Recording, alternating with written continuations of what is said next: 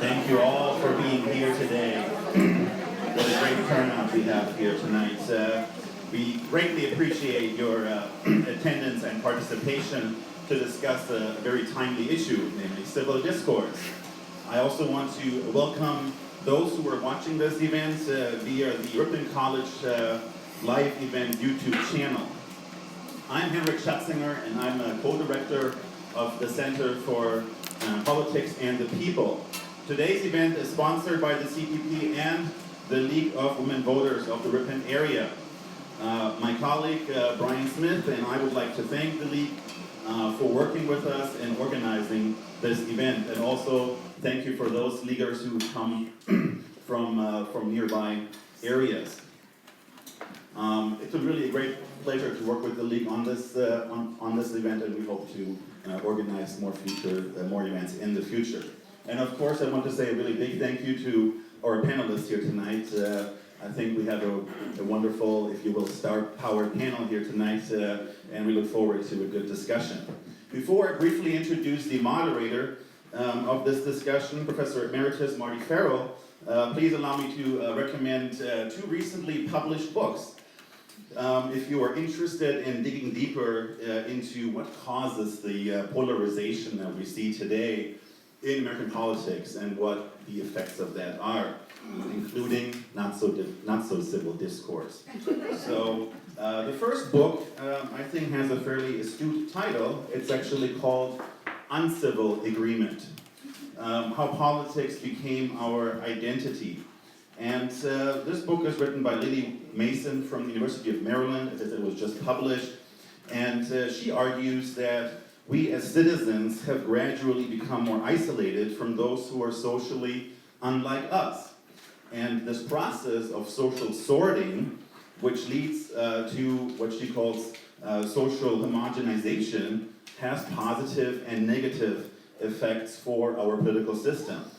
On the one hand, citizens become more active and excitable, but they become also more responsive to identity appeals, from both parties, by the way, and emotional messaging, especially more likely to feel and express anger. To quote Mason, partisan opponents are stereotyped, vilified, and rejected out of hand. The second book, which was published almost at the same time, actually has a very similar sort of theme to it and similar insights, if you wish. It's called The Great Alignment. The Great Alignment. This book was written by Alan Abramowitz.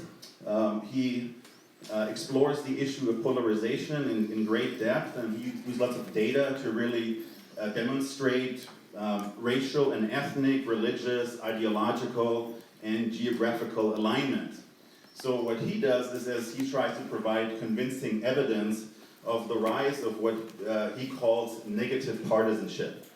That's the idea that we view the other side with increasing suspicion or even hostility. He also argues that racial anxiety is a far better predictor of support for President Trump than any other factor, including economic discontent. So I think it is interesting to see what these books are actually not arguing. And so what the authors are saying is that, like the media, for example, or the president, they are not directly causing the divisions in society, but this has been a long, ongoing process where they are tapping into, or if you will, exploiting the emotions and the anger that's out there. So yeah, I will read at that, and I will just say that both basically argue that partisan identity has become sort of a mega identity. So now, as a little background here, so just a few words about our moderator, Marty Farrell, who is also a member of the League of Women Voters of the Ripon area. Marty taught comparative politics and global studies at Ripon College from 1976 to 2016, and he has published more than 50 conference papers, periodical articles, encyclopedic entries, and book chapters. He has had a tremendous impact on our students and as an institution. So And I should also mention that without his support, I wouldn't be actually here today. So I will just leave it at that, and I will say thank you for moderating this discussion today, Marty. Thank you very much.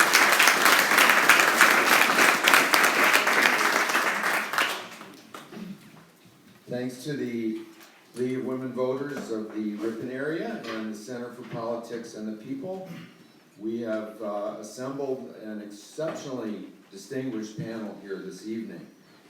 Our format will be, I'll give a brief introduction to each, all at the beginning. Then we will have a brief, up to 8 minutes, opening statement addressing some of the questions that we posed regarding tonight's theme, bridging the political divide. How can we advance civil discourse? The accomplishments and qualifications of our panelists are so extensive that if I tried to enumerate all of them, that would exhaust our entire time. So I will be brief. And I'm also going in alphabetical order, just to be on the safe side. Our first panelist, Joy Cardin. A name and a voice, if not a face, that is probably familiar to many of us. Born in Appleton, Wisconsin, a graduate of University of Wisconsin-Stevens Point, Joy began her career in commercial television before moving to Wisconsin Public Radio's Green Bay Bureau in 1986. Over the next 31 years, she became news director, talk director, and ideas network director. She helped to develop the, that's just our home blast furnace. We're kind of shoring up our, now that we have steel as a protected industry, we're going to shore up our finances by making a little steel here. She helped develop the early morning call-in show as early as 1990. I think Tom Clark hosted that for quite a while, but Joy herself took over as the full-time host between 2003 and 2017. Among many awards, she won the Best Morning Talk Show Award from the Wisconsin Broadcasters Association in 2012. Our next panelist will be Craig Gilbert. Craig grew up in Connecticut. He earned his Bachelor of Arts degree in history from Yale University, and early in his career as a journalist, worked for the Kingston, New York Daily Freeman and Miami Herald. Before moving to Wisconsin with his wife, who was from Wisconsin originally, joined the Milwaukee Journal at that time, now the Milwaukee Journal Sentinel, and soon became its Washington bureau chief. He is also author of the Wisconsin Voter blog. Craig has covered every presidential campaign since 1988, and he focuses especially on the electoral battle for the swing states of the Midwest. During his career, he's had postgraduate fellowships at the University of Michigan, University of Wisconsin-Madison, and Marquette University. And I was also delighted to learn in an article published in the Columbia Journalism Review that Craig is the journalist who probably has done the most of any in the nation to integrate political science research into his daily reporting. Our third panelist is Sarah Lloyd.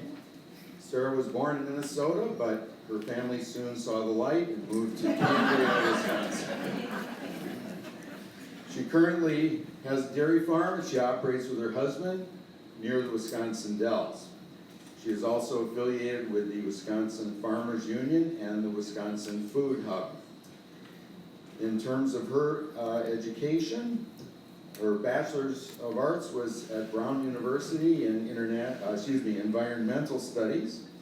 She then went on to get a Master's in Rural Development from the Swedish University of Agricultural Sciences and her PhD in Rural Sociology from University of Wisconsin-Madison.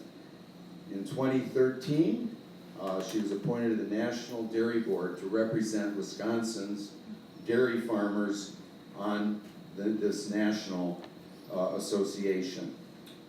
She also was a county board supervisor in Columbia County between 2004 and 2007 and ran for Congress on the Democratic ticket in the 6th District in just last time, in 2016. Thank you very much. And our 4th panelist will be Luther Olson. Luther was born and raised just up the road in Berlin. He then attended University of Wisconsin-Madison, graduated there, and returned to Berlin, began his public service with a 9-year stint as president of the Berlin School Board. In 1994, he was elected to the Wisconsin Assembly from the 41st District, I believe. And in 2004, he was elected to the Wisconsin State Senate, where he serves presently.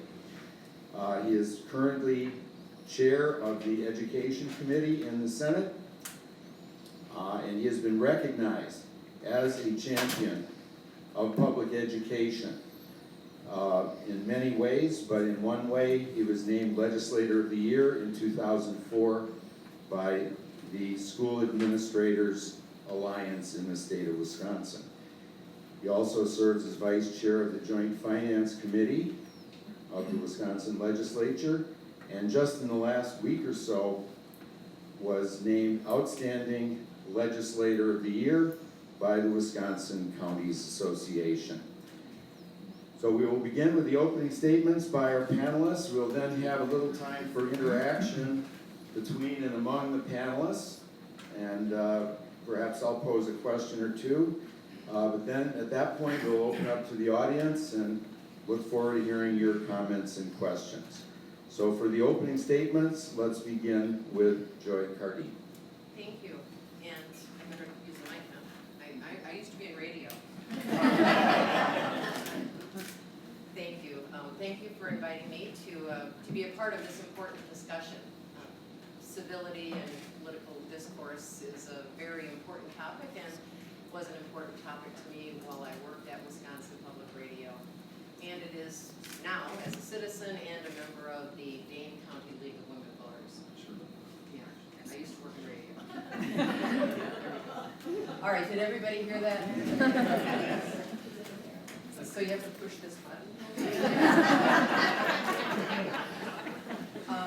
Anyway, I just realized that I've interviewed everybody on this panel on Wisconsin Public Radio. So, and I interviewed Sarah's, the incumbent, Glenn Grothman as well. But, and I realized as I was driving in that it was a year ago this month that I retired. I retired September 29th of 2017, and I did that mainly because it was time, and I wanted to spend more time with my husband. But I will say that part of the reason I retired, a little part of it, was that I was a little tired of the divisiveness and the name calling and the polarization that I was witnessing, especially since the election of Donald Trump. It was just something, I felt like I was always in news whiplash. It was like, okay, we're going to be covering this. No, we're not. We're going to be covering this. No, we're not. We're going to be covering this. And things changed on an almost hourly basis. I also witnessed a lot of polarization on the air. I witnessed a lot of divisiveness and name calling on social media, more so than I ever remember experiencing. And there, I mean, we had people who supported Donald Trump. We had the Never Trumpers yelling at each other and yelling at me. We had the Hillary supporters and the Bernie supporters yelling at each other and yelling at me, and it was it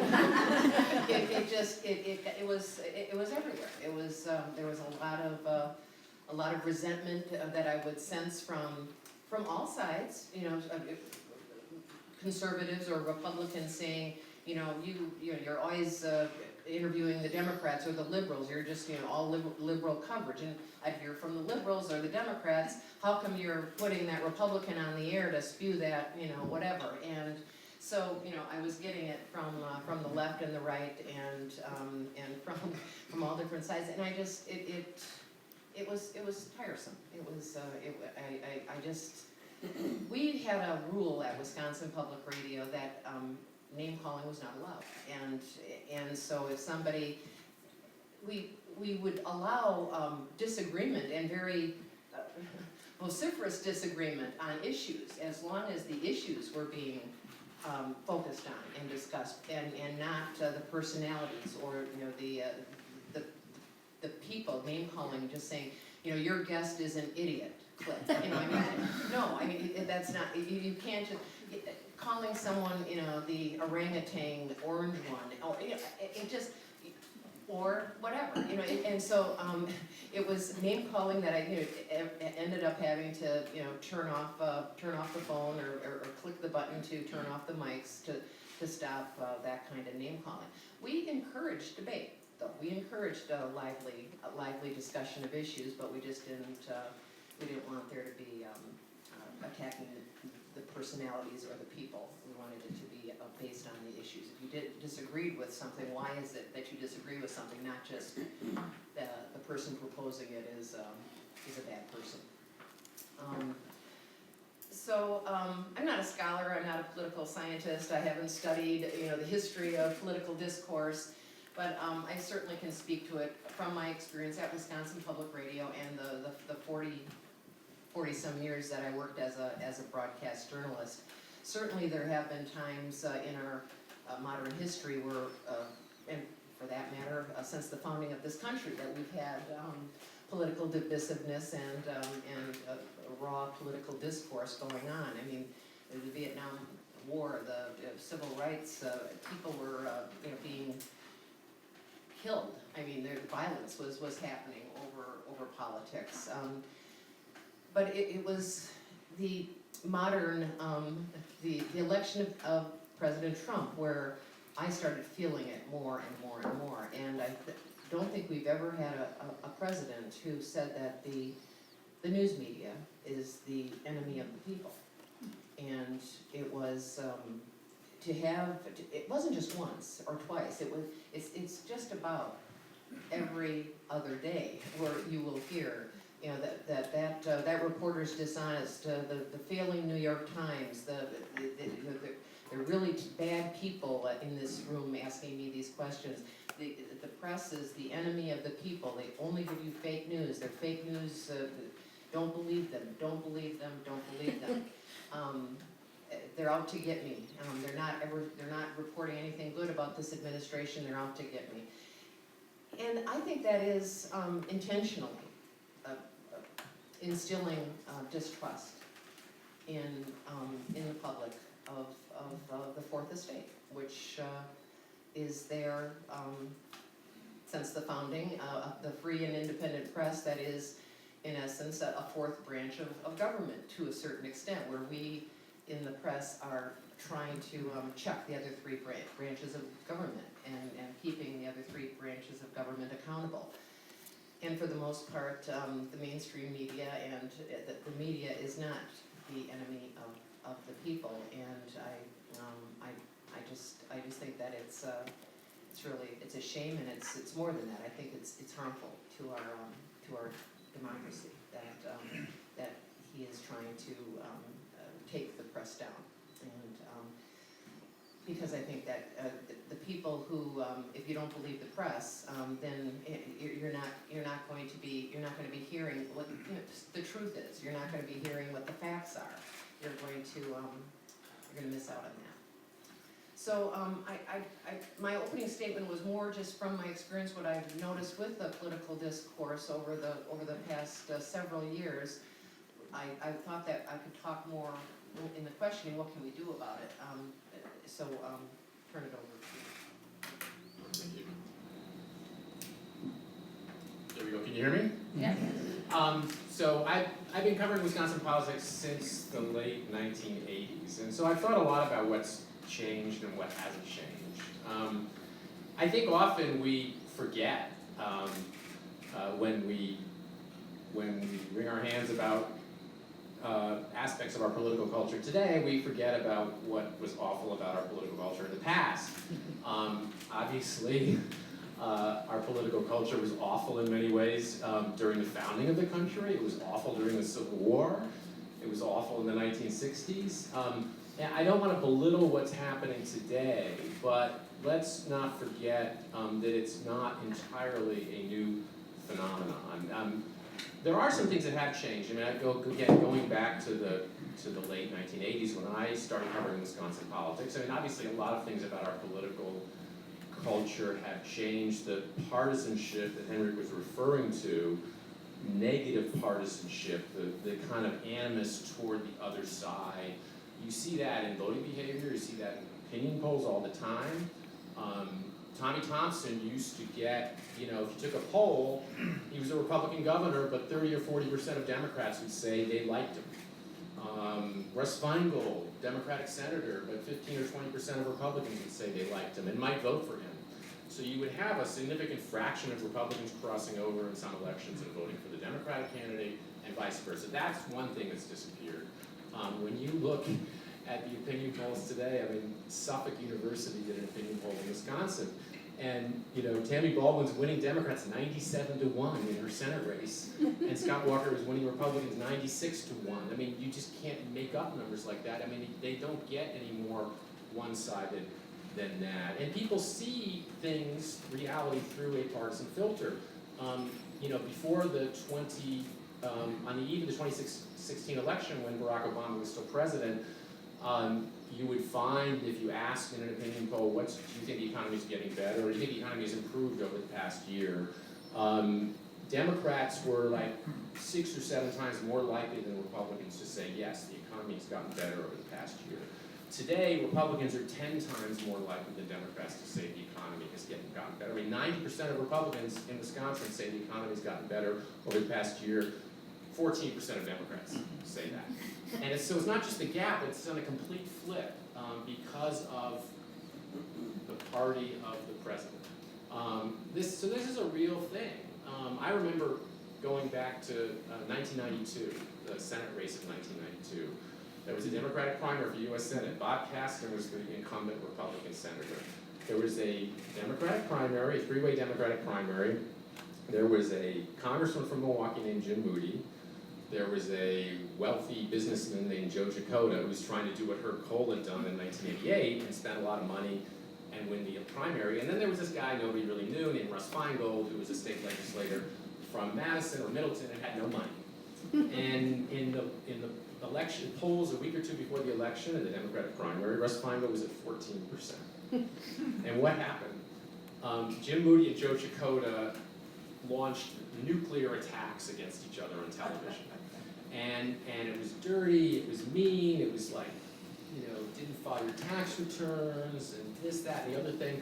But the interesting thing about it is, in 1992, that was such a shock to the political culture that you could have like this 1-week barrage of television where 2 candidates just went after each other in a very personal way. That was so shocking that the reaction was unbelievable. And Russ Feingold, the 2 leading candidates who were spending all the money just plummeted in the polls. And it got so bitter that one of them, Joe Chakota, ran an ad at the end of the campaign saying, if you don't vote for me, vote for Russ Feingold, but don't vote for Jim Moody. And Russ Feingold went from 14%, and he won this primary with 70% of the vote. I've never seen anything like that. But again, it's a commentary on people were not used to that. Now everybody's used to it. It's a different political culture. So that's one thing that's changed. But the incivility is not necessarily all that new. I mean, certainly you can go back in history, but even in more recent times. I mean, people forget how bitter the 2004 campaign was between John Kerry and George W. Bush. We had a war. There was a lot of hatred. I remember just at one point I just collected every story I could about how nasty people were being to each other, ordinary people, and wrote a story about it. And somebody had a swastika burned on their lawn with pesticides. People, somebody was spat on during a parade. I mean, people had all these awful stories to tell about just kind of incivility and rudeness. I mean, feelings really ran hot. Things happen at political rallies. So that's not, entirely new. Certainly the media, social media is new, and that amplifies it. And people are more polarized over the media, but I would just sort of offer the fact that it could be worse, and in some ways it's not as bad as we sometimes think. I mean, as polarized as people are over the media, I've spent the last 7 or 8 months roaming around Wisconsin talking to voters. I mean, here we are with people very divided over the media, along political lines. People like to talk about it. I make a point of asking people about it if they don't bring it up themselves. I've never had a bad experience. I've never had what I would call a nasty interchange or encounter with a voter in Wisconsin directed at me because I was a member of the media. I've had a lot of conversations where people had critiques of the media, but typically, but first of all, almost everybody would talk and give me their time, which requires a certain amount of trust. And typically, the conversation would go, I really don't like the media. You guys do this, that, and the other thing. Don't take it personally. But I really think you guys could do a better job, whatever the complaint was. But those were basically very respectful encounters. So it's not always respectful, but I think I don't think we want to overreact to that either in our profession, and so I think I have a certain amount of trust in our institutions and in our political culture, as degraded as it sometimes feels, that this is a moment we can weather. I mean, I may be Pollyannish about that, but I would just offer that as a slight sort of counter to what sometimes feels like kind of a descent into just kind of nastiness and hopeless division.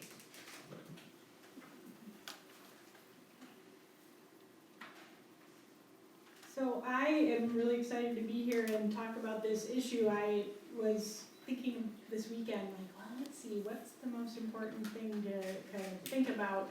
And I did study sociology at Madison, and I looked up on my bookshelf by my desk, and I had an old dusty index card box, and I actually had to take this horrible exam in political sociology, and I made index cards of all the theories of civil discourse, and I had to write about them, so I got them out. And so students out there, save your index card. Because even in this digital thing, I mean, I lost a couple hard drives in between that time, but I still had my index cards, so they come in handy. But, this is such an important topic because, certainly I think the core questions are, kind of who is allowed to speak, who is speaking, what are people speaking about, and how are they speaking. And I think this is somewhat kind of underneath the surface of whether we're fighting about issues or disagreeing or having deliberation about issues. It's sort of this underlying thing of power and who has the power in the conversations and who has the power in the communities to have their voice heard. And I think because there's become an increasing feeling that we're not being heard, when I say we, I mean as a citizen, as a dairy farmer, as a rural resident, especially, that it kind of amplifies this intensity because people feel like they need to shout louder because they're frustrated of not being heard. And that's not new, but we're kind of living in it, and it's on like warp speed because of the news cycles and because of social media. So we kind of maybe have to reset the structures or the expectations of how communication can happen. I am a member of the Farmers Union, and I work for the organization also, but one of the things that's really exciting about being a Farmers Union member is that at our very core is a small d democratic principle of being in deliberation together and working out our problems together. And it takes the form even in economic structures of cooperatives. And the Farmers Union was started to found cooperatives, so it was actually like a democratic process in the economic sector, not necessarily in the electoral, political, sort of small or big P political that we think about normally. And I emailed over to the National Farmers Union office and had them take a picture of, there's a founding banner that hangs in Washington, D.C. in the National Farmers Union office, and the first local chapter of the Farmers Union was in Texas in 1902, and it has the words embroidered at the bottom, "Let us reason together." And that is a founding thing that we touch on every year at our convention, and it's coming from Isaiah, from a biblical source, but it's something that the Farmers Union has adopted. And so I think that I can share certainly in the question time what I learned in being a candidate for Congress and what I experienced in the electoral realm, but I also would really encourage us to think about the ways that we can create democratic processes and dialogue in other spheres of our living. And coming out of the cooperative, or in the cooperative movement, we really strive for small d democracy in the economics. And I think that's actually kind of a real opportunity, especially for rural areas. You know, we heard so much about the rural-urban divide.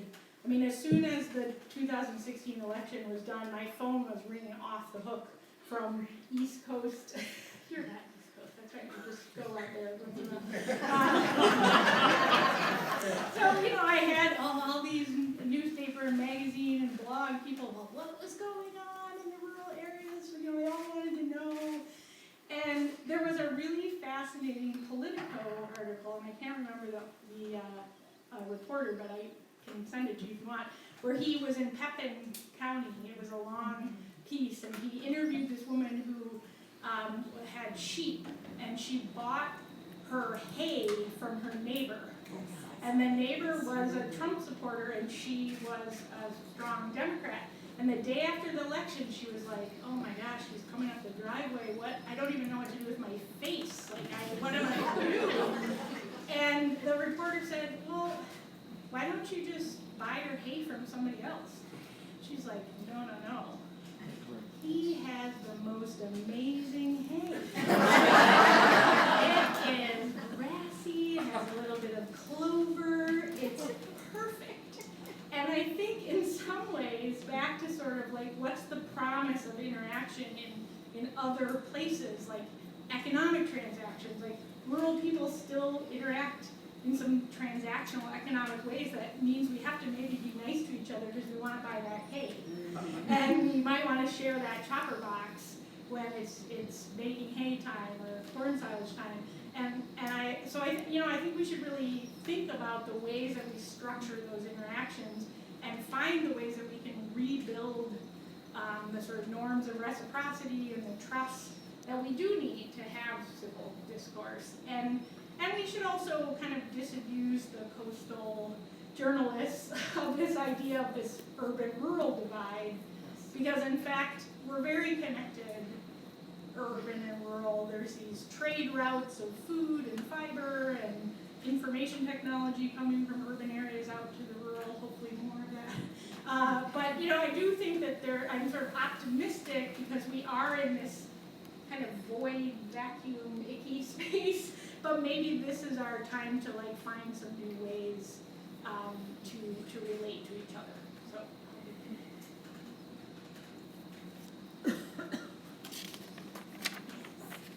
Good evening, it's great to be here.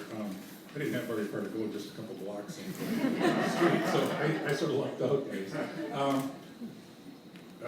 This is the first time I met Joy, but I have talked to her on the radio a number of times, and I was sort of her boss when she was working, because I'm on the Education Commission Board, or no, ECB. I'm on another board that's sort of like that too, which is in charge of public radio and public TV. So which we have a great public radio, public TV system in our state. And so the question was, are things worse than they were before? And I was thinking about that, and I think, sort of like Greg said, yes and no. Because if you go back in history, I mean, our forefathers hated each other. You know, Adams and Jefferson hated each other with a passion. When George Washington was president, his 3 cabinet secretaries hated each other. And if you think and you read about what was going on in the papers, people were writing nasty, nasty columns under pretend names about their opponent. They would lie about their opponent. And as you know about Hamilton and Burr, that's probably the ultimate, uncivil discourse that there is. But I was thinking, I got elected in 1994, and when I saw Tim Light sitting here, it reminded me of that. I was in a 6th-grade primary, Republicans. His father was in the race. And it was a great race. I mean, there was no negative ads. There was nothing like that. We all got along. In fact, we became friends, just about all of us, after the election was over. And I was on the school board. I was president for 9 years, but I was on the Berlin Area School Board for 21. And I didn't know what partisan politics really was till I got to Madison. Because a school board, a county board, city council, there's not parties. There are people who all care about the same issue. They may have different thoughts on how to do that. But one thing about partisan politics is the majority runs the show. And I used to give this speech when I got first elected because it's like, oh, this is sort of amazing. And the minority's job was to get the majority members fired. And so if you think, how are you going to work together when every 2 years, a number of you are going to do everything you can to get the other folks fired from their job? And when we look at a democracy, that's sort of how it goes. So is it different? Probably not. Is it good? Probably not. Because if you look at, and I think one of the problems we have now with people shouting at each other and stuff, people don't have manners anymore. They just, it's my way, I know better, and I'm not going to talk to you. And what's really interesting, I think, is they were talking about getting personal. I find that the people who get personal don't know the issues. And so you can't have a debate with somebody because if I agree with you or we compromise, my side is going to say they ate my lunch. And so nobody wants to be accused of having their lunch eaten because, and the other thing I think is a lot of times people don't know how to compromise because they don't know the subject well enough to sit down with somebody and say, let's reason together, let's come up with an answer. And campaigns, I think, really are the ones that it sort of drives this stuff. If you know what's going on now and you see this, and I used to have a chief of staff, brilliant woman, who did campaigning on the side. Now she works in the administration, but she always talked to folks who are running for office and said, if you don't go negative, you don't want to win. Because negativity moves the polling, moves the needles. People don't respond to positive ads, they respond to negative ads. And if you see what's going on, the way to get elected is to define your opponent before they can define themselves. And usually you define them that they're not even fit to breathe the same air we do. I mean, it's really, that's how it works. And because winner take all. I was thinking about this. I know, when Coke and Pepsi run their ads and stuff like that, they don't go after each other. They tout their product because they're both going to be there tomorrow and the next day. But in politics, you win, the other person goes away, and you never have to deal with them again, probably. And so you put all your effort into making sure that you win, because there's no ramifications for you. You don't have to deal with that other person. Where in the commercial world, you know, Ford and Chevy are always going to compete. And so you don't run around bashing, Chevy doesn't run around bashing Ford, they tout their product. I think the reason people are concerned about this is we have become turned into tribes. I mean, and as I think Craig said, people of like ideas sort of start living together, and communities grow up surrounding a liberal thought or a conservative thought, and people like to associate people who they agree with, because I think they don't have the confidence to have discussions, civil discussions, with people who disagree with them. They just turn into a shouting match. And I think that talk radio and 24-hour news cables don't help, because you can turn on a cable station that agrees with everything you agree with. And they cater, you know, Fox caters to conservatives, and MSNBC and caters to liberal, and there's a lot of people that won't listen to the other station because they don't want to hear that stuff. Because unfortunately, I think sometimes it makes them think and question their ideas and thoughts. And so what really has happened is with social media, and I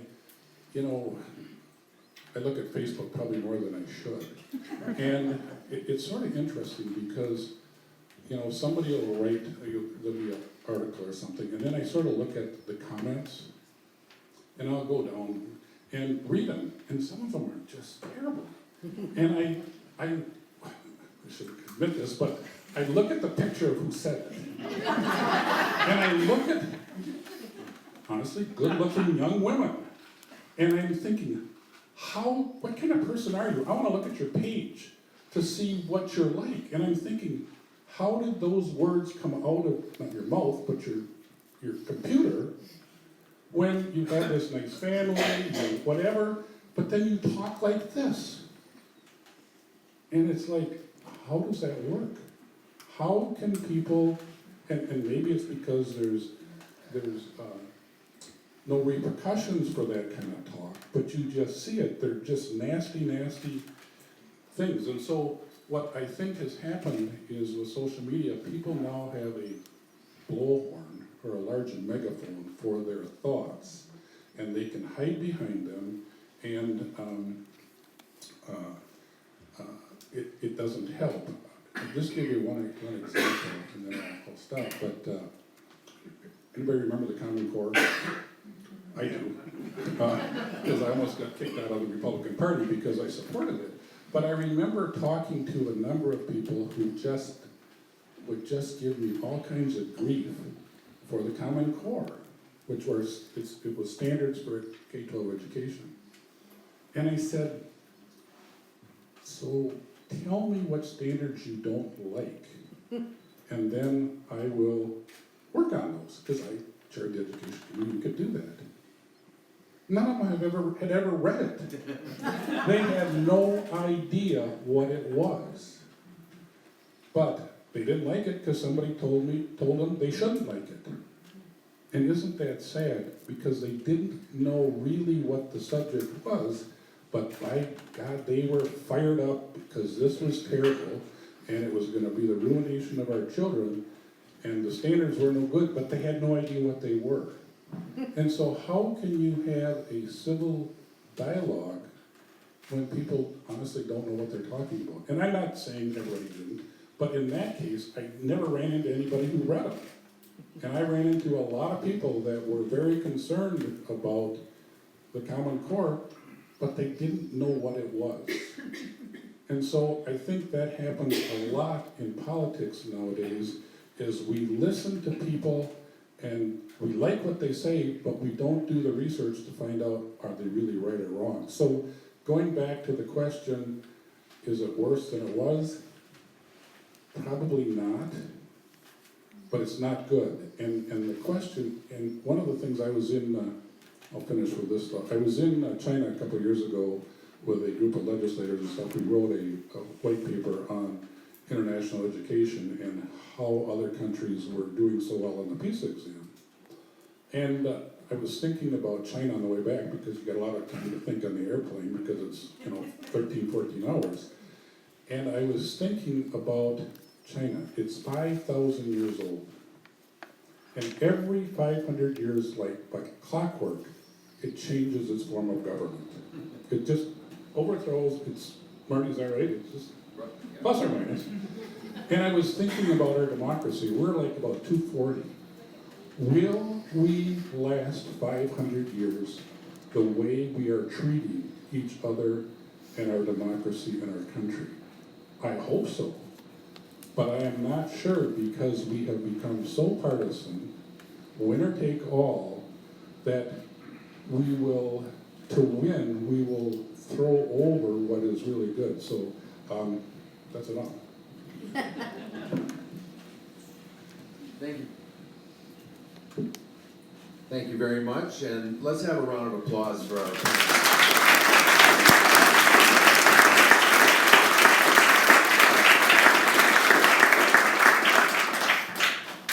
A lot of good food for thought there. First of all, we will open it up in just a few minutes for the questions from all of you. But would any of the panelists like to respond to anything that any of the other panelists said at this time? Anything that you'd like to argue with or agree with, or? I won't Sure. argue with it. I will agree with what Luther Olsen had to say about the growth of partisan media. That really has, I think, contributed to the lack of stability in our discourse and the silos that we put ourselves in, as he said, where we only want to watch this channel or we only want to read from this particular point of view. We don't want to go to that speaker that we disagree with that's on campus because we just disagree with them, and we're not gonna listen to that.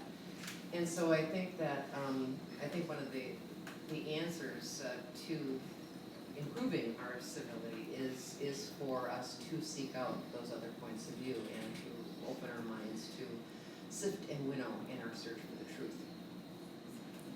Thank you. Any other comments among the panelists? Or I certainly also felt, Luther, that you made an excellent point that when people actually understand the real issues and some of the complexity of them, dealing with North Korea's nuclear arsenal, quite frankly, isn't a simple problem. Since they can destroy South Korea in about 45 minutes without even using a nuclear weapon if they decide to do so. And that's just one of a million things that we could mention. I have to admit, in teaching, I rarely, in 40 years here at Ripon, I rarely had a problem with students going at each other's throats or my throat. Why? Because it doesn't mean they didn't care or didn't get excited, but if they did, we would pause and say, now what's really at issue here? Let's don't just get emotional, what's the actual issue here? So if we could somehow, it's not easy though, again, I'm sure other political scientists and Dean Wingenbach knows this, most people don't take the time and maybe don't have the time to study the issues. But I think, to me, I think what's worse is the silos, also the hatred. I was astonished in the 2016 campaign on Facebook to see some of the things people I went to high school with were saying. And I mean, saying one of the candidates is a secret, this is one of the presidential candidates, a secret Muslim, and if she is elected, the first thing she will do is kill every Christian in the country. These are college graduates. Then high school graduates, but also college graduates. People who've had successful lives. They are upper middle class. They're comfortably retired. They have children and grandchildren. Where is this hatred coming from? What is and again, I think Joy Cardin, part of it is the partisan media. And you can watch only, and be whipped up because it gets viewers. If I'm emotionally excited about something, I'll tune back in. And I think we see this with Rush Limbaugh and other people. And maybe we see it with MSNBC too. Yeah, I grew up with something called the Fairness Doctrine. Remember that? Quaint idea that broadcast radio or television, if you allowed one candidate or party to say something, you had to give equal time to the other. But that was tossed out when, in the 1980s? Yeah, we used to have Walter Cronkite sign off every evening newscast. And that's the way it is. And most people accepted it. Thank God that was the way it was. But no more. Now I can go to a conspiracy theorist who tells me that everything is not what it purports to be, and there's some evil cabal behind everything. I was just gonna add that I can blame the partisan media for a lot of things, including that, but I also blame political leaders who the media is covering in trying to whip up that hate among candidates or groups or the other. So it's not just the media making this up. They're talking about something a political leader probably said. I also do think that media literacy would probably go a long way in, that Hillary Clinton was a part of some conspiracy that was a pizza shop that was doing the pedophilia. Well, I didn't get it. I didn't get it at all. And yet there was a group of people that believed that she was running a ring of some kind of child abuse ring. And I think that that is fake news. That is fake news, and I do think that that's a part of the fake news that was put into our system to cause some chaos. So to be able to know the difference between real news and fake news is important too. I think one of the things too is politics has become a serious science, and elections have become a serious science. And so people do spend lots of money on polling to figure out what trips people's trigger and what will get them to vote. And what's really they find is fear. Yes. It's fear. It's making people believe if the other person gets elected, you better be afraid because terrible things are going to happen. And of course they're not, but people react to fear. And so, when I ran this last time, I know that the Democrats did a poll in my area, and it was about veterans, because I had King, you remember that whole thing.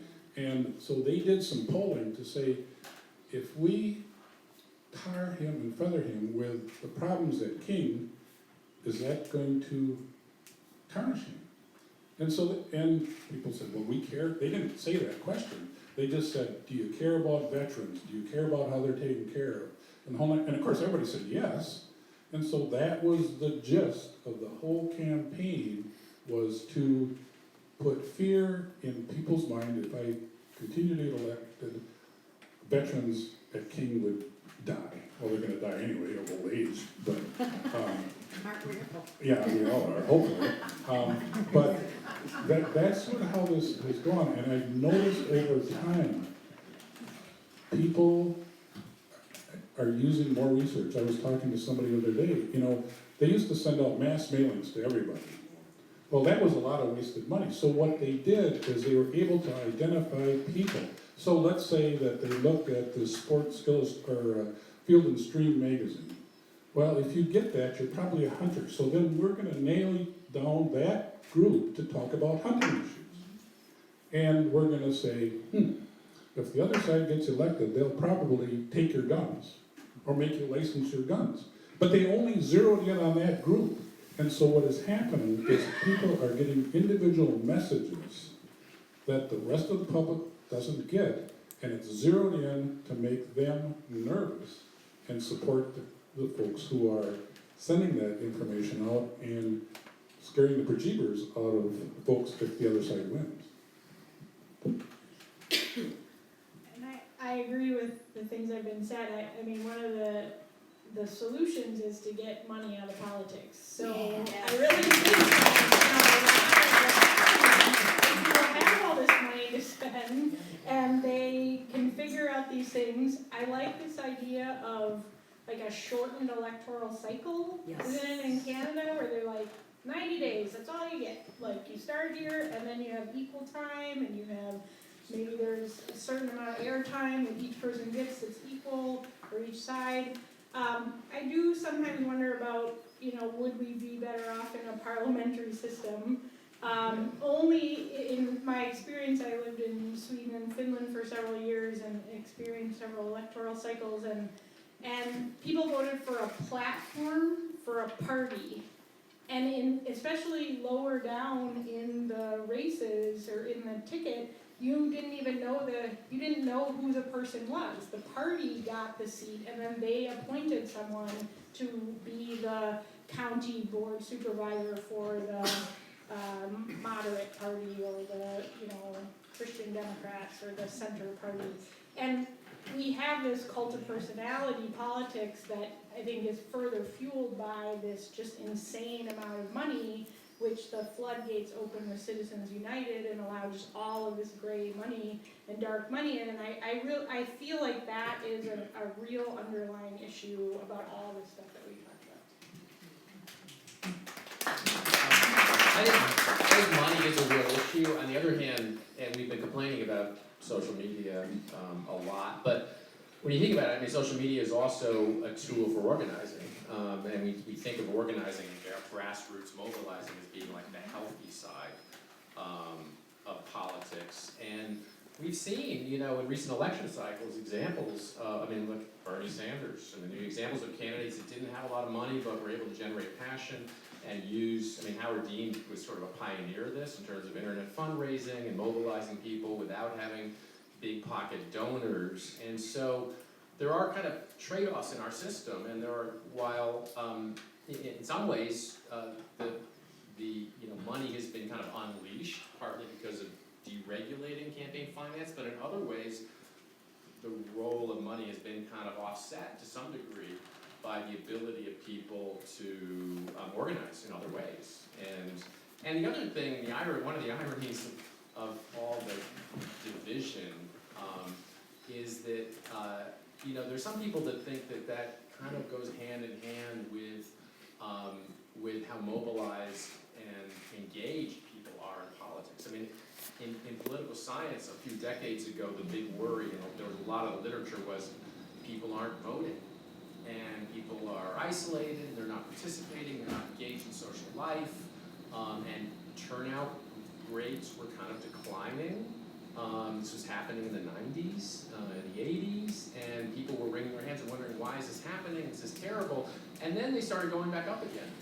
And then if you look at, I don't think it's a complete accident that Wisconsin is like one of the most polarized states in the country, and it's also has like the highest turnout rates in America, after Minnesota.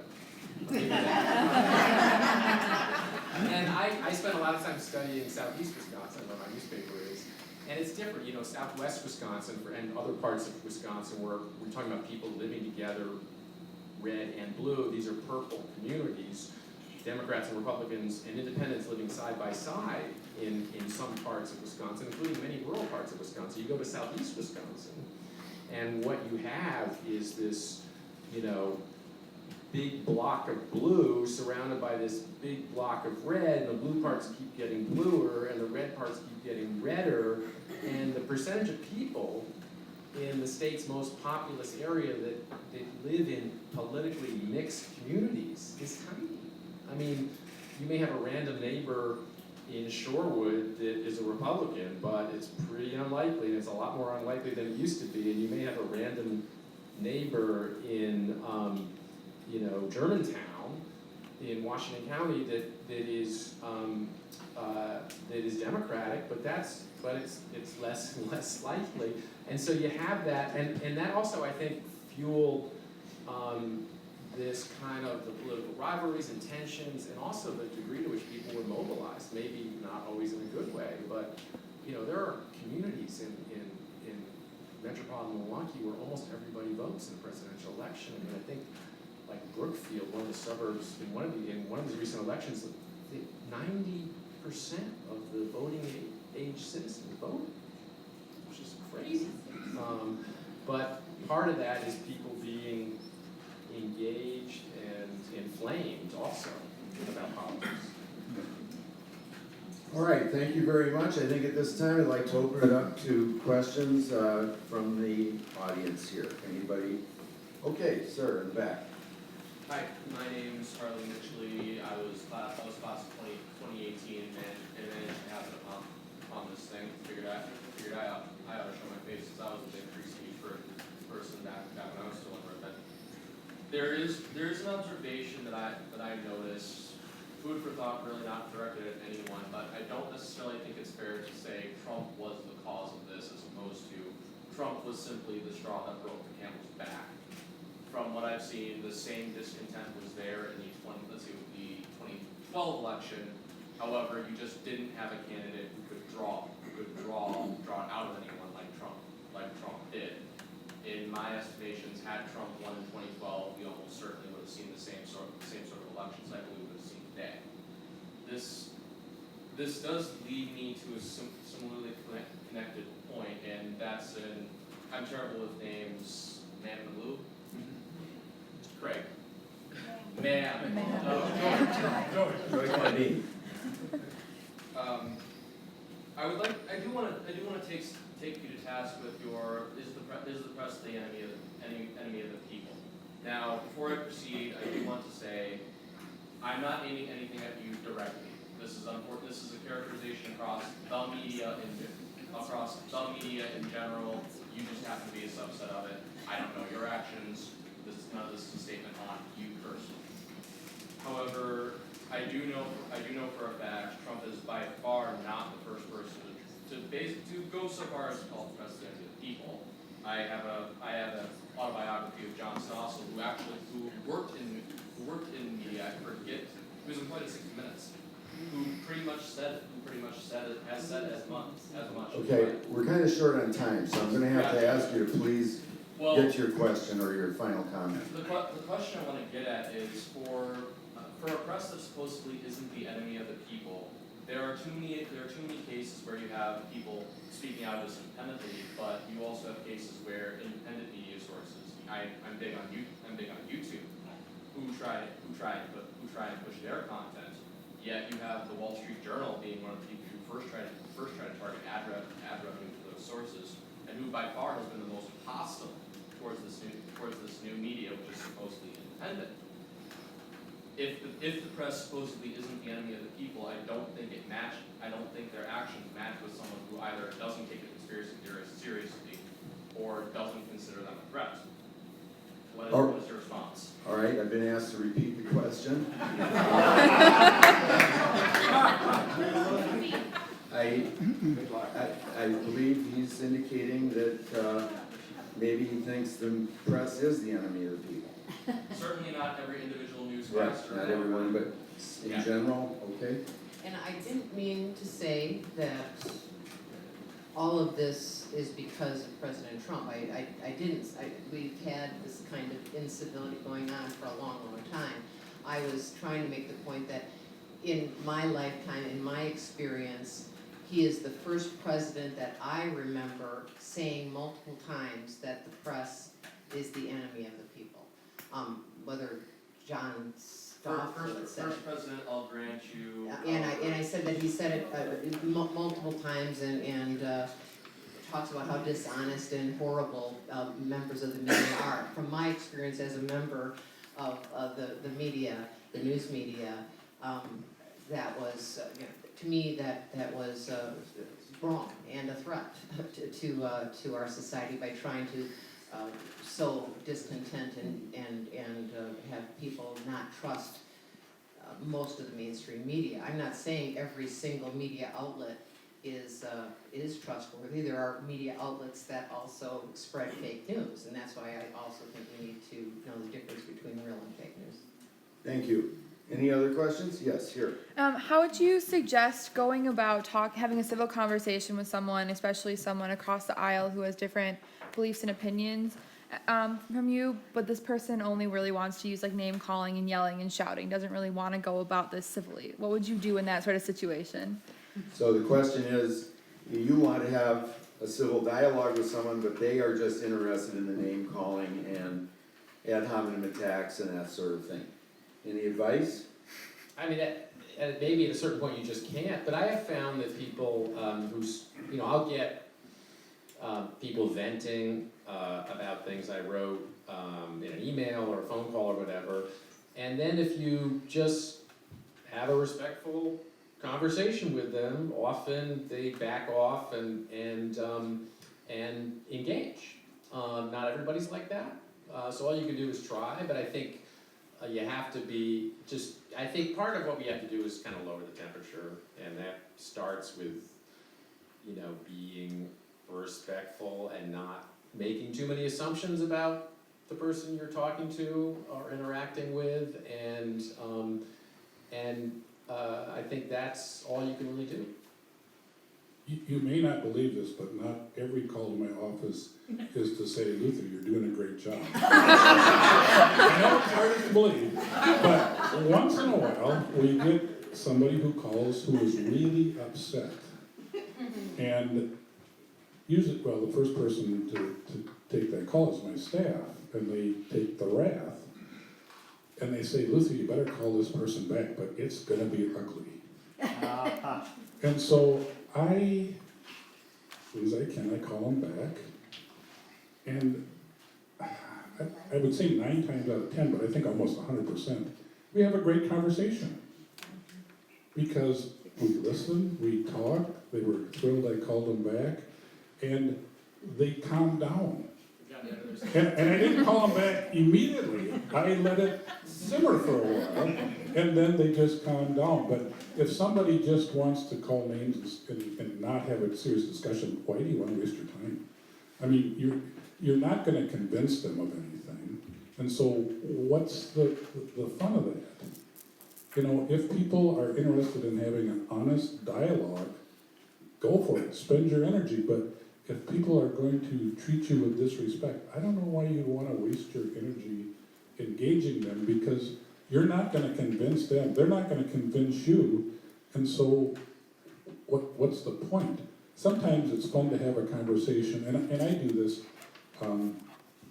My family gets upset with me, and sometimes, but I take the other side, and I argue something I don't believe in. And the reason I do that is to find out, do I know what I'm talking about? And can I defend what I believe? But how do you know that if you don't test what you believe by having discussions? Because if you only talk to people who think like you don't really learn much. The only time you really learn things is when you challenge your beliefs with somebody who doesn't believe what you do, and then it makes you think, am I right? Do I have something wrong? Do I need to change my attitude or my opinion? Because they really have some good points that I never ever thought of. But you can only do that when you have an honest dialogue with somebody that is interested. And you may not convince them, they may not convince you, but at least you both grew from the discussion. And I would say too, this idea of persuasion, when we meet someone that we think, well, I'm gonna give them one more fact, and that's gonna bring them over to the other side. And I think because people really feel like they are not being heard, sometimes if someone's really coming at me, then sometimes I ask them a question about, well, tell me about you. Tell me what's up with you, what's going on with your job or your family, and try to understand a little bit more about where they're coming from, rather than sort of sitting there going, okay, when do I get my next factoid into the conversation, and to try to persuade them, because we've come out of practice at sort of being social with each other, and back to sort of, food and farming, I'm a big fan of potlucks. So I think we should have more potlucks. Because if you're sitting down and you're having some tuna casserole, then everything is good. So we'll leave it as the potato chips on top. That's called hot dish in Minnesota.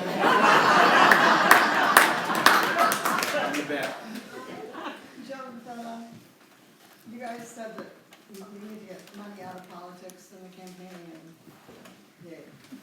But I also, when my first campaign was with George McGovern in 1972, which kind of tells you how old I am. But I also think we need to get religion out of politics. And I think that's probably right now what's caused a lot of hardship in families and among very good friends, where, and I guess my question is, do you agree that religion has now started preaching from the pulpit who people should vote for and what people should believe, and who's, I had a daughter who told me that Obama was the Antichrist, and I almost drove off the road because I said, where did you hear that? And she said, well, in Bible study. And I'm like, well, they no longer go to that church, but, and I had just had a very good conversation with a very dear friend of 50 years. And she has said that in her church, and they do wonderful things, they very civic-minded, but in her church, they have been told that they should support President Trump because he is a reformed sinner, and that everyone has the opportunity to be given a second chance. And then also told me that Obama was the Antichrist. And they were saying, this is my friend for 50 years, and it's like, how do you respond to that? And if we could just separate church and state, and the tenets of religion are good, and those need to be in all of our humanity, and they need to be in our civil discourse. But when the church starts telling their congregation who to vote for, then are they really doing what the church is supposed to be doing? So again, just to repeat for our audience at home, around the world, and YouTube, the World Wide Web. So those of you watching in Bhutan, I want to make sure you got that question. And the question basically is religion in politics also part of what is making it more divisive today? Anybody want to respond to that one? Well, it is a dividing line. I don't know how new, again, it's how new is that? How new is the relationship between religion and politics? Religion fueled the abolition movement before the Civil War. You can find all sorts of examples. There were relationship between religion and the Civil Rights movement. So there's a lot of that in our history. it is a big dividing line, and more so than in the recent past. If you look at, the difference, if you're a frequent churchgoer, you're more likely to vote Republican, and if you're secular, you're more likely to vote Democratic. That's just a pattern, and that is a little truer now than it has been in the recent past. So it is there. But again, I don't think it's necessarily a new thing in terms of, and I don't know if there's more political mobilizing and proselytizing going on within churches. I just don't know if that's true. I just don't know. I don't know that to be true either, but I do know I did some programs on the nuns, none of the above, that people are not claiming a religious affiliation or a part of a denomination, and it's growing, especially in millennials, so demographics may change that anyway. Okay. Yeah, it's a quick question, and really quick. What's the loss of print media, which requires us to think as we read through an article, and rather than being spoken to, having been an old newspaper editor at one time and a broadcaster, broadcasting, we tell people something, news, we have to convince them to read to the end of the story. What difference do you think that's made? Well, I mean, certainly print is disappearing and shrinking like crazy, but the printed word and text are not. I mean, in some ways, you know, an article that I write may be much more widely read today than it was 25 or 30 years ago, even though my newspaper's, you know, print subscription was much bigger then, but the audience in many cases is much bigger now because of the internet and because of social media and every other way in which those stories get distributed. So it's kind of, that's a little complicated. I think the bigger change is the balkanization of the media, and again, that has had all sorts of effects, but it's you know, it makes it difficult to even have a discussion about the media. I mean, how many people begin the sentence with, the media is blah, blah, blah. What is the media? I mean, you're talking about, I mean, the media, there's something for everyone to hate. I mean, it's right to left, it's, I mean, every conceivable political approach, everybody in the media has a slightly different notion of what their mission is as a journalist. And today's media world kind of encompasses all of that. I mean, I think it's very confusing for readers, even when you're reading so-called mainstream media, to figure out whether the article you're reading was written by someone who thinks of themselves as a conventional, traditional news reporter, or someone who thinks of themselves as maybe an analytical person with a little bit of attitude, or somebody who thinks of themselves as an advocate, or somebody who's just trying to stir the pot. And all of those, you can find all of those things in the New York Times, the Washington Post, much less other, places along the media spectrum. So it is kind of the wild, wild west. And there's more information obviously out there than ever before, but it does make it possible for people to just be incredibly self-selective. But a lot of people still, who are, either blue or red, or hard right or hard left, still do sample, they still get their information from multiple sources. But it's just it's changed a lot, and I don't think it's easy to sort of say it's all bad. Some of it's good, some of it is very bad. Anybody else on the panel, or we'll go to another question? I haven't overlooked, okay, in the corner, yes, Donna. John Marquardt, retired from Ribbon College 2 years ago.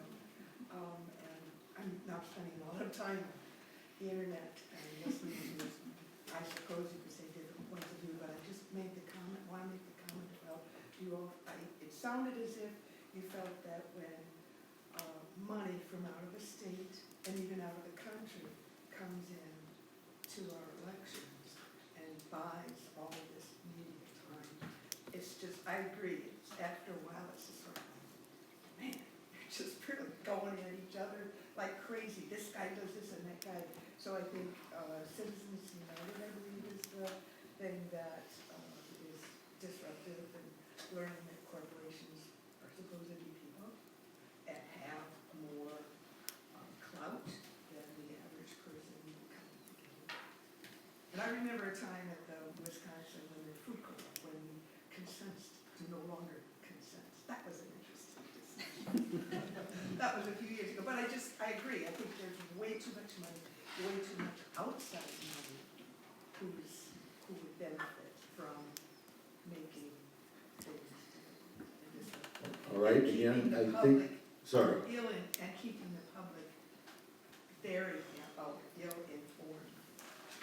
Again, it's an issue of money in politics, outside money being treated as speech, as in the Citizens United, and corporations being considered having free speech rights the same as individuals.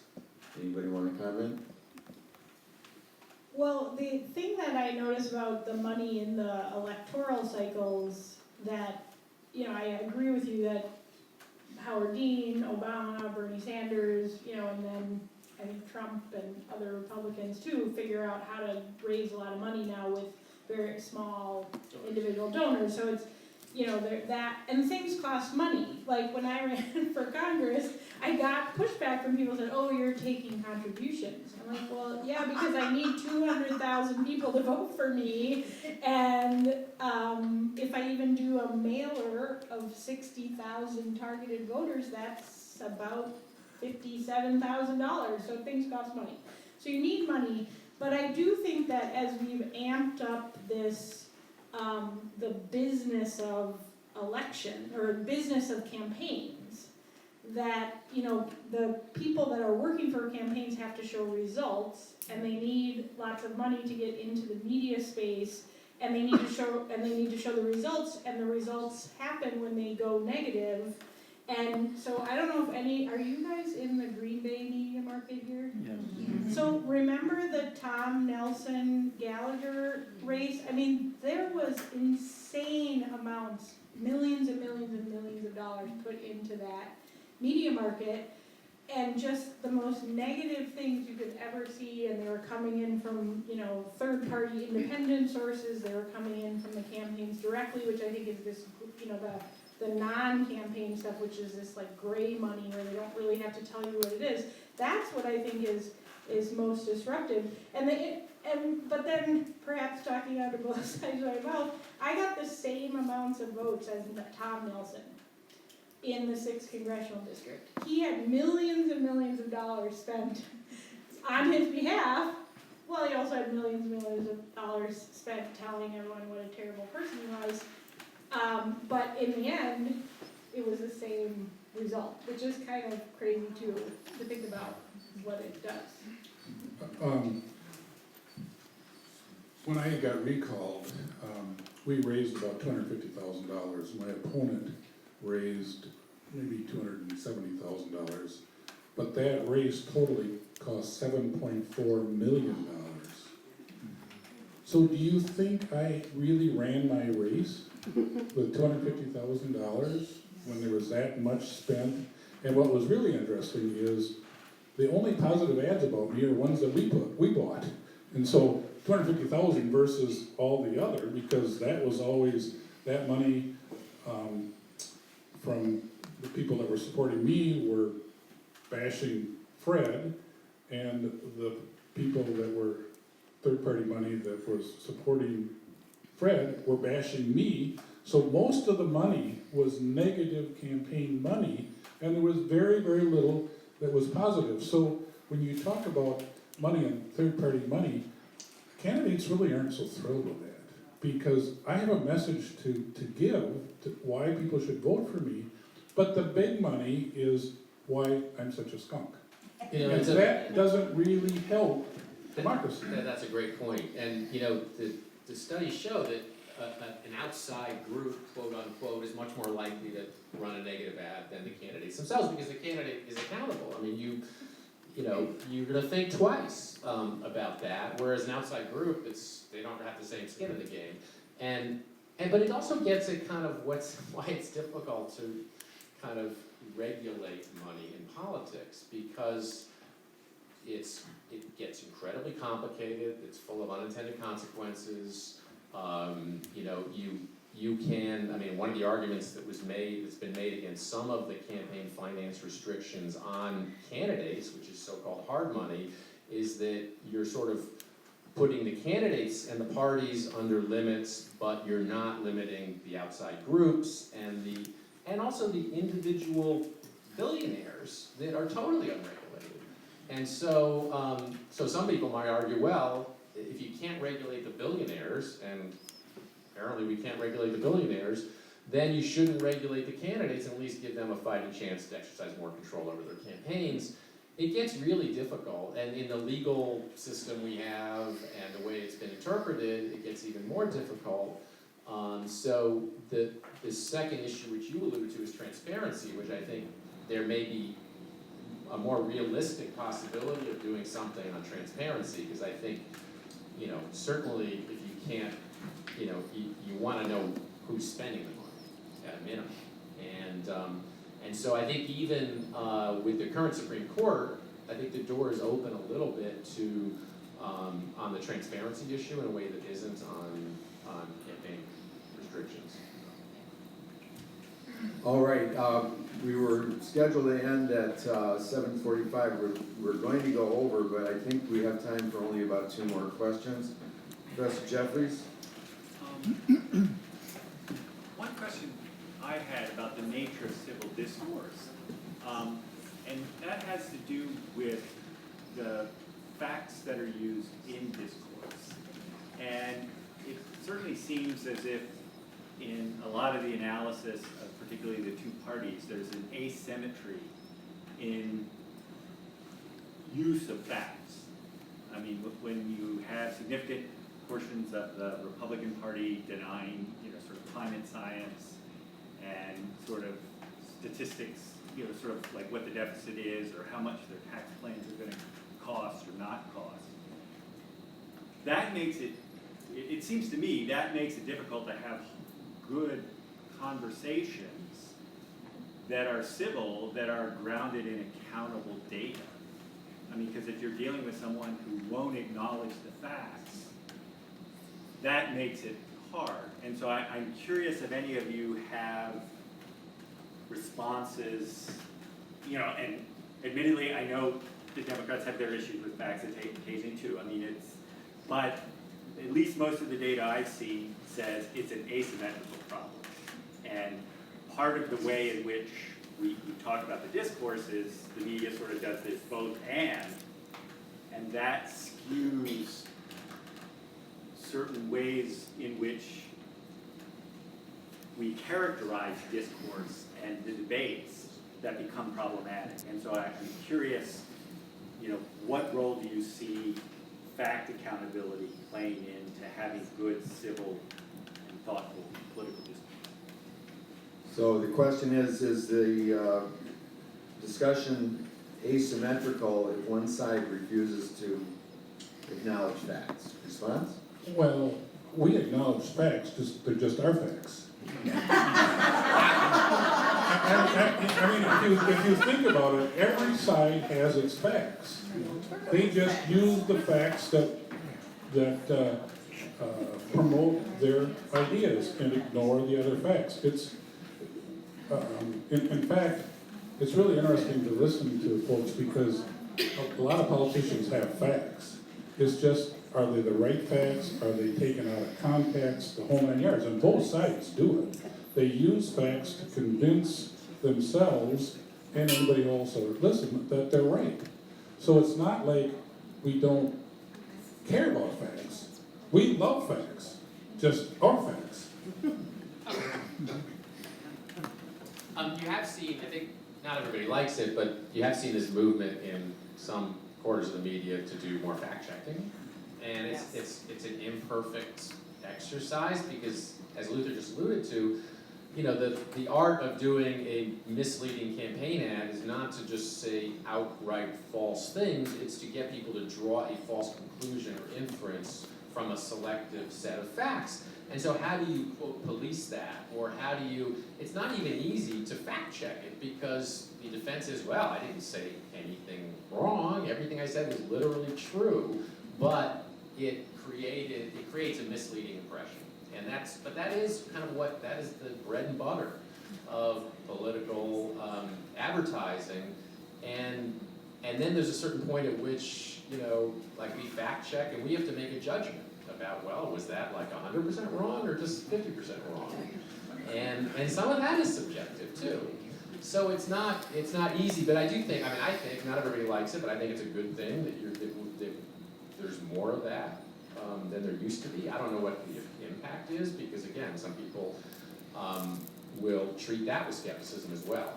But I think it is important, I think clearly in a civic sense, to have shared facts, just as it's important to have shared a shared sense of the rules and the process and a shared sense of, the other thing that along with it's related to civility, which I really worry about, is just a shared sense of legitimacy about the process. I mean, you want people to think when one side wins and one side loses, that you want them to feel that the outcome is legitimate. And I think more and more there's a sense, whoever wins or loses on the losing side, of a sense of a loss of faith in the legitimacy of the outcomes for one, and that's very kind of perilous. So I agree, we get into this kind of postmodern, like, nothing is real, we can all sort of just make up our own facts and we can build our tribes on our set of facts, but I mean, I think, like, you know, this table exists, like, I know that, I think we probably can agree on that, and I think, you know, like, climate change exists, and so the fact that there's political forces fueled by big money that are putting alternative facts into the system of our deliberation on this, what are we going to do about this as human animals living on this planet, which also exists. Like, I can't go there and sort of say, oh, that's my fact and your fact, so I'm just gonna push back a little bit on facts. Okay, final question, right here. Hi, I'm Ariana Holmes. And my question is, what role do you see the personal in politics? Specifically speaking to your point, Senator Olson, on this idea of being informed. So I think it's much easier to be informed on North Korea than the experience of being a woman in the United States. So how do you both open up the possibility for more people to share their experiences, as well as how do you have civil discourse when you feel like your identities or your experiences are being actively threatened? All right, the question was on the relationship between the political and the personal, and especially if you yourself are not able to experience it. An abstract question like North Korea is one thing, but you know, what's life like as a woman or a member of a minority group perhaps, or an endangered white male for that matter. Any response? I foolishly will take a stab at that. I guess the thing is, and I said when I first started my talk, was that in partisan politics, whoever wins the election runs the show. And so when people say, this is what I stand for, and we're sort of divided, so if you don't like what I won, what I stand for, I mean, you're sort of out of luck to a point, because I won because of what I stood for, and people expect me to do what I said during the election I was going to do. And so that's why I think people are getting frustrated, because when it's sort of, I'll get into redistricting a little bit. It's sort of like when a district is 50-50, let's say, and we don't know who's going to win, half the people are going to be disappointed. When you have a district that's 70% Democrat, 70% of the people are going to be happy and 30% aren't going to be happy. And so, and vice versa. Now that has other ramifications, but if you are totally 50-50, the person who gets elected stood for something, and they ran on something, and they convinced 50% of the people plus one they should vote for them for what they're going to do. And if you're on the other side of that equation, unfortunately, a lot of times on the big issues, you're out in the cold. But I have to tell you, most of the legislation that we pass in Madison is bipartisan. I'm guessing, probably what, 92-95% of the stuff is bipartisan, but they're not the big issues. The big issues that people really care about are partisan issues, where the majority gets it ran through because we have all the votes, or they have all the votes, and so that's what partisan politics is. And Marty, you can correct me if I'm wrong, but I think our forefathers really didn't want political parties, because they saw that was what was going to happen, is winner takes all, and losers you get sort of squat. And the thing that concerns me about our democracy, lastly, is we're fine-tuning this. I had somebody come in a number of years ago, and they wanted campaign finance reform and all this stuff, and I said, let me tell you a story. When I was a kid, tractor pulls were just starting, and we would go up to the Waupaca County Fair in Wywiga, and watch tractors, farmers would pull them out of the field, turn their tires around if they were really scientific, and go 4 miles an hour down the track, and whoever won. Do you know what tractors have now? They have jet engines, they have 6 things, they have perfected this thing to a T. The same thing is happening in our elections. We have more data, we know how to control things, and I'm not sure that's always good because it has become a serious science of winning elections because they know how to target audiences and get their folks out to vote. And that means the better you are at mobilizing your voters, the better chance you have to win. And it's become very, very scientific. If you don't believe me, you just look and see what's sort of going on and saying, why did that happen? That just didn't happen out of the clear blue. That happened for a very good reason. Any other responses? Well, it's a very good question. I thought about this when Sarah Huckabee Sanders was kicked out of that restaurant, or asked to leave the restaurant by the woman who thought that she stood for things that she didn't agree with. And I actually posted on my Facebook page that I thought that was the wrong approach. That wasn't going to do any good, that was politically probably wrong, and it just wasn't going to do any good. And people started saying, I'm so tired of being polite to racism, misogyny, all of the isms. Why should we be polite? Why should we be civil when we feel fear, when we feel that we are targeted? And it's a good question. I think that when I say be civil, it doesn't mean just sit back and take it and don't say anything and be nice to a racist. I'm not saying that, but I think that you can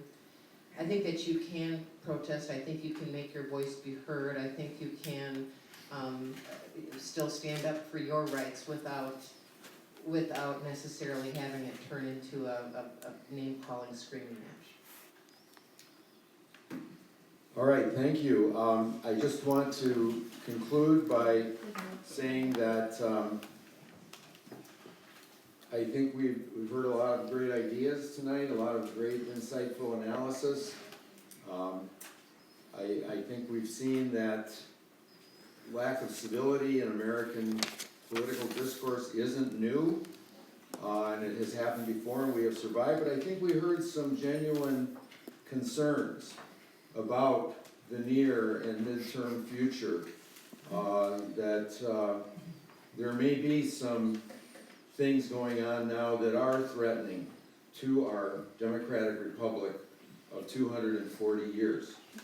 And I would just go back, Henrik mentioned a couple of books at the beginning. I would like to mention one called How Democracies End. This is a new book by 2 Harvard political scientists. Please don't go to the library and try to get it tomorrow because I have it checked out right now. And I don't want to have it recalled quite yet. I need a couple more days. But no, seriously, they make the point that sometimes democracies are overthrown suddenly, as a coup in Chile that Professor Smith dealt with, when the army took out the president and he died in one day. But in other cases, it happened gradually, over time, as civil discourse, as opponents were demonized, opponents were dehumanized, the silos were totally incompatible, and the norms of civil discourse and treating others as loyal opposition and having legitimate human and political concerns, as those things eroded, then finally the tipping point did come. And then we had the Reichstag fire, and then, it was all too late. So I don't have an apocalyptic vision, but I think we heard from our panelists, there is legitimate reason to be quite concerned. And as we go forward, we also heard a lot of good ideas about how we can perhaps try to be civil ourselves and contribute to a discussion that's more conducive to the long-term success of our democratic republic. Thank you. Thanks,